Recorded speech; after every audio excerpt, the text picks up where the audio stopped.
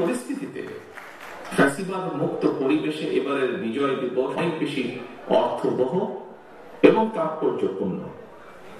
আমি বিশ্বাস করি আগামী বছরগুলোতে স্বাধীনতা কিংবা বিজয় দিবস শুধুমাত্র আনন্দ উদযাপনের মধ্যেই সীমাবদ্ধ থাকবে না বা রাখা যাবে না, বরং আমি দৃঢ়ভাবে বিশ্বাস করতে চাই আগামীর বাংলাদেশে প্রতিটি স্বাধীনতা এবং বিজয় দিবস হয়ে উঠবে জনগণের প্রতি রাষ্ট্র ও সরকারের দায় কিংবা প্রতিশ্রুতি পূরণের একটি অর্থবহ দিন।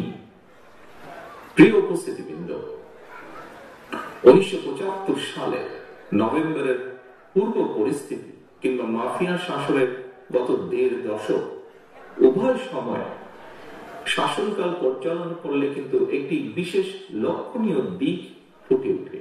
কি সেটা? উভয় সময়ই আমরা দেখেছি বাংলাদেশের স্বাধীনতা সার্বভৌমত্ব প্রায় বিপন্ন হয়ে পড়েছিল। জনগণ দেখেছে দেশের স্বাধীনতা সার্বভৌমত্ব বিপন্ন করে দেওয়া ষড়যন্ত্র বাস্তবায়নের অংশ হিসাবে সুকৌশলে নাগরিকদের সকল গণতান্ত্রিক রাজনৈতিক অধিকারকে কেড়ে নেওয়া হয়েছিল, হরণ করা হয়েছিল জনগণের ভোট প্রয়োগের অধিকার, জনপ্রতিনিধি নির্বাচনী ব্যবস্থাকে একদম ধ্বংস করে দেওয়া হয়েছিল। সুতরাং এটি স্পষ্ট জনগণের গণতান্ত্রিক অধিকার, জনগণের ভোট প্রয়োগের অধিকার বহাল এবং কার্যকর থাকা না থাকার সঙ্গে দেশের স্বাধীনতা সার্বভৌমত্ব সুসংহত থাকা না থাকা একটি গভীর সংযোগ কিংবা সম্পর্ক রয়েছে। অর্থাৎ রাষ্ট্রের নাগরিকদেরকে রাজনৈতিক এবং অর্থনৈতিক ভাবে ক্ষমতাহীন করে দেওয়া গেলে দেশের স্বাধীনতা সার্বভৌমত্ব এমনকি রাষ্ট্রের আভ্যন্তরীণ শৃঙ্খলা দুর্বল এবং বিপর্যস্ত হয়ে পড়ে। রাষ্ট্র এবং জনগণকে স্বনির্ভর এবং শক্তিশালী করতে হলে রাষ্ট্র ও রাজনীতির প্রতিটি ক্ষেত্রে গণতন্ত্রের লালন, বিকাশ এবং চর্চা অত্যন্ত জরুরি।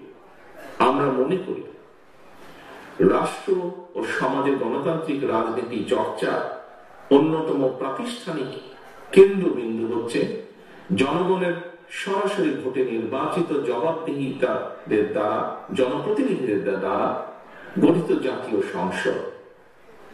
জবাবদিহিমূলক সরকার ও সংসদ যথাযথভাবে কার্যকর থাকলে জনগণের রাজনৈতিক ক্ষমতাও নিশ্চিত থাকে।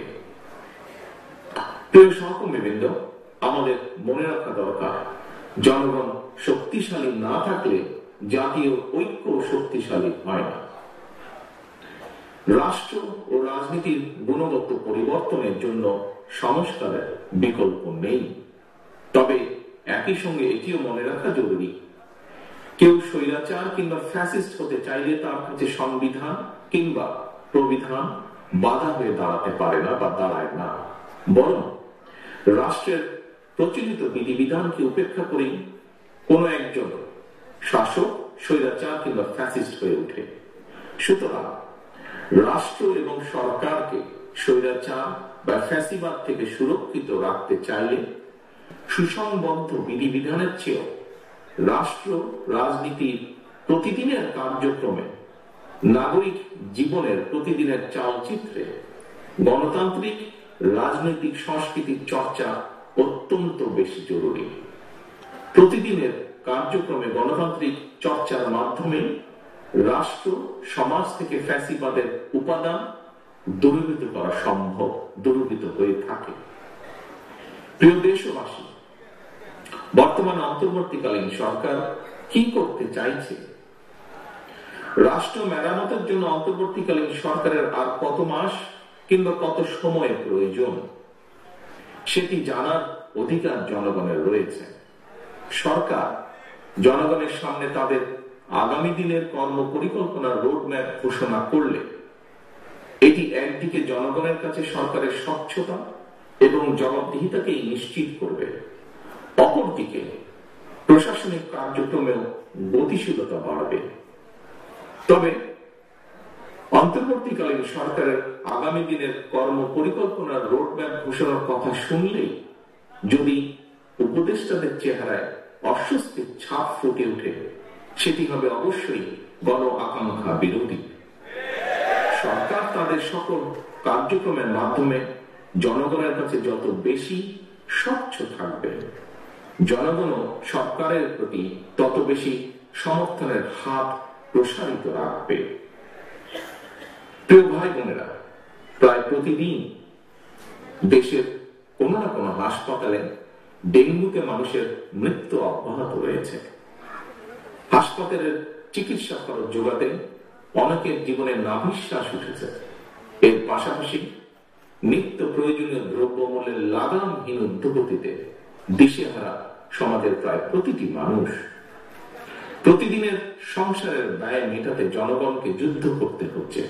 সুতরাং জনজীবনে নিত্য দুর্ভোগ কিংবা বাজার পরিস্থিতি নিয়ন্ত্রণ না করে অন্তর্বর্তীকালীন সরকার যদি শুধু সংস্কারের নামে সময় সংক্ষেপ করেন, তাহলে জনগণের কাছে সংস্কার আগে নাকি সংসার আগে, এই প্রশ্নটি মুখ্য হয়ে উঠতে পারে।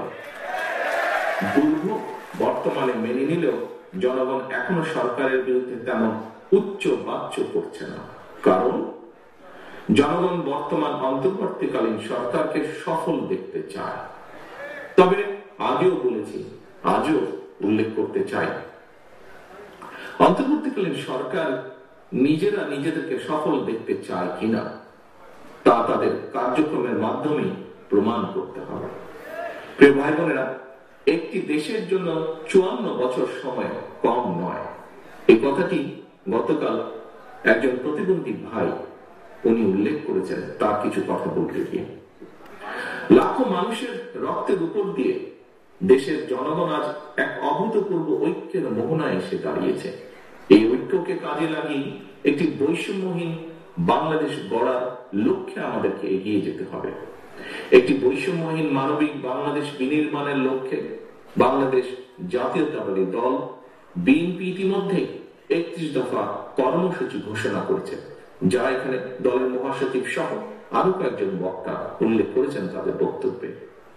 এই কর্মসূচির লক্ষ্যই হচ্ছে শিশু, নারী, বৃদ্ধ অথবা দলমত, ধর্ম, বর্ণ নির্বিশেষে রাষ্ট্রকে অবশ্যই প্রতিটি নাগরিকের দায়িত্ব নিতে হবে। পরিশেষে আমি বিএনপি সর্বস্তরের নেতাকর্মীদের প্রতি আহ্বান জানিয়ে বলতে চাই, সকল অস্পষ্টতা কাটিয়ে অচিরেই নির্বাচনী রোডম্যাপে যাত্রা শুরু করবে আমাদের এই প্রিয় বাংলাদেশ।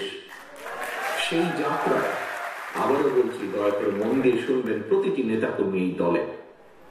সেই যাত্রায় আপনাদের বিশ্বস্ত সঙ্গী হচ্ছে দেশের গণতান্ত্রিকামী, স্বাধীনতা প্রিয় জনগণ। সুতরাং আপনারা জনগণের সঙ্গে থাকুন, জনগণকে সঙ্গে রাখার সর্বোচ্চ চেষ্টা করুন। সবশেষে বিজয় দিবসের প্রাক্কালে আমি শহীদ মুক্তিযোদ্ধা সহ স্বাধীনতার ঘোষকের প্রতি গভীর শ্রদ্ধা জানিয়ে আমার বক্তব্য শেষ করছি। আল্লাহ হাফেজ। বাংলাদেশ জিন্দাবাদ। বাংলাদেশ।